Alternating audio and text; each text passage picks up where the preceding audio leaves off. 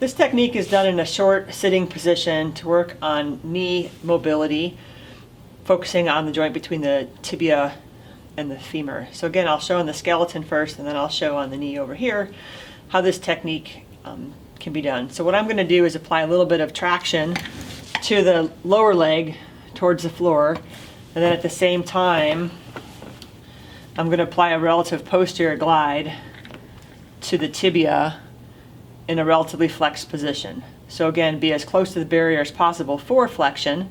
If the barrier happens to be around 90, which is a common barrier for flexion, people kind of get stuck there for a while. I'll be at this 90 degree, go to the barrier, apply traction, then I can give a posterior force of the tibia under the femur, and I can even emphasize a little bit more of that medial rotation if I want with that posterior glide, kind of the opposite of the screw home mechanism. Right, so what I like to do is apply traction with my lower legs, like so, and then I can just let my knees drop. I don't want to break the skeleton, but that would provide traction. Then I can come in with my hands here and give a little bit of a posterior glide at the same time. We'll show that on the knee here.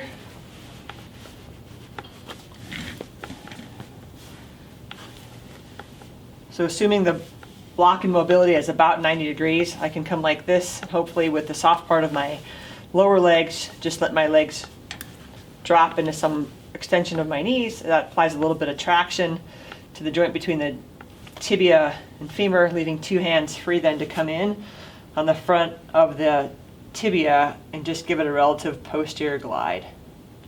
Again, I can emphasize just the medial part if I want, or I can emphasize both portions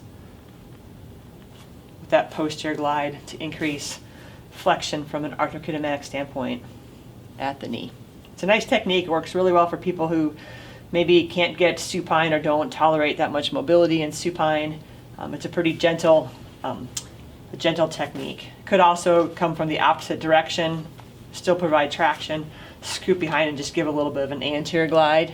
Obviously I'm not at the barrier of extension in this case, but for an anterior glide in flexion, lots of patients tolerate that pretty well. I can almost just kind of scoop it up and around like so.